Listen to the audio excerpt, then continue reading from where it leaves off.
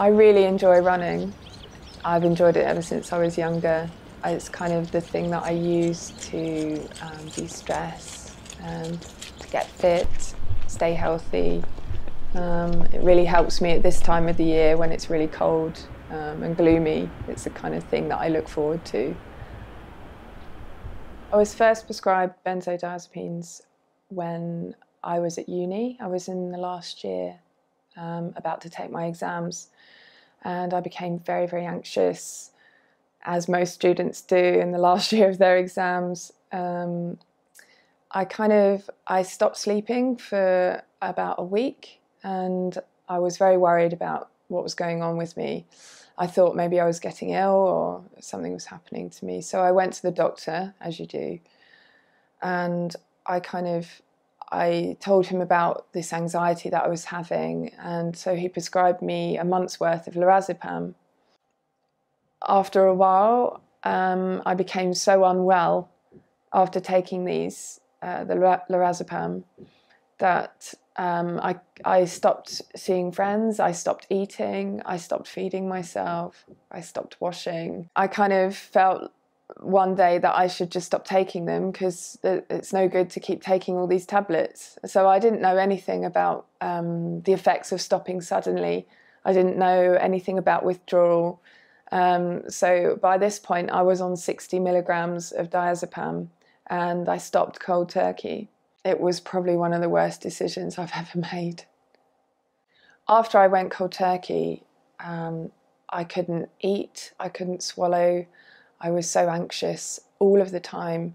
I was staying with my mum at the time, and I walked around constantly asking her, am I going to die? By the end of the second week, I was unable to sit down. I was pacing from floor to floor, and I was going up to my mum and dad and saying, when is this going to end? When is it going to be over? And I'd ask them that day after day after day.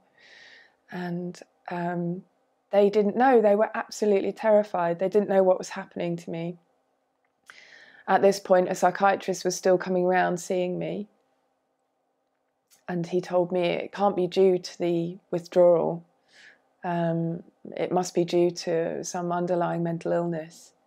And so I kind of worried that I'd really damaged my brain in some way and that I was going to be stuck like this forever.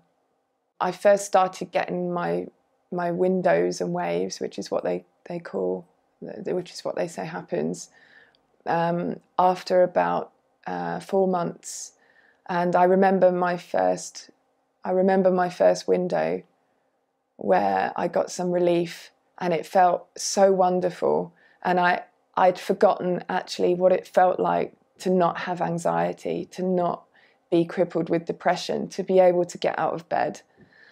And it was very short-lived, but it reminded me that that could be a possibility again in the future.